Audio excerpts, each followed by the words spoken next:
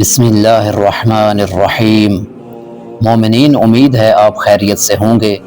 آپ دیکھ رہے ہیں چینل نور کربلا۔ دعا ہے اللہ آپ تمام مومنین کو سورۃ القدر کا صدقہ ہمیشہ سلامت اور خوشحال رکھے۔ امام صاحب العصر والزمان کی خوشنودی اور تعجیل ظہور کی خاطر سورۃ القدر کا بے مثال وظیفہ لے کر حاضر ہوا ہوں۔ آج ہی اس وظیفے کو زندگی کا حصہ بنائیں اور دیکھیں کہ کس طرح آپ کی دعائیں قبول ہوتی ہیں اور مشکلیں ختم ہوتی ہیں۔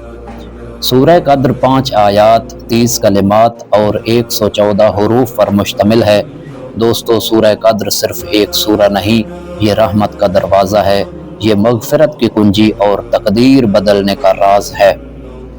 امام جعفر صادق علیہ السلام سے مروی ہے کہ جو شخص واجب نماز میں، چاہے وہ نماز فجر ہو، نماز ظہر، عصر یا مغرب یا عشاء ہو، اس میں سورہ قدر کی تلاوت کرے تو خداوند متعال کی طرف سے ایک منادی ندا دیتا ہے کہ اے شخص، تیرے پچھلے گناہ بخش دیے گئے ہیں، اب تو عمل میں نئی زندگی کا آغاز کر، یعنی تو بالکل گناہوں سے پاک ہو چکا ہے۔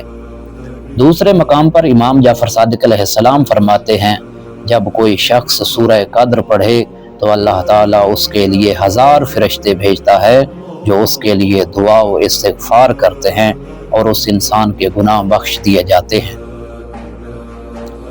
امام محمد باقر علیہ السلام نے فرمایا، جو شخص دن و رات میں سورہ قدر کو 100 مرتبہ تلاوت کرے گا، اللہ تعالیٰ اسے ہماری شفاعت میں شامل کرے گا، یعنی ہم اس کے گناہوں کے بخشوانے والے ہوں گے اور وہ گناہگار بخشا جانے والا ہوگا۔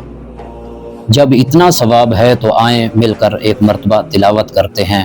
بسم اللہ الرحمن الرحیم۔ انا انزلناه في ليلة القدر وما ادراك ما ليلة القدر ليلة القدر خير من 1000 شهر تنزل الملائكة والروح فيها بإذن ربهم من كل أمر سلام هي حتى مطلع الفجر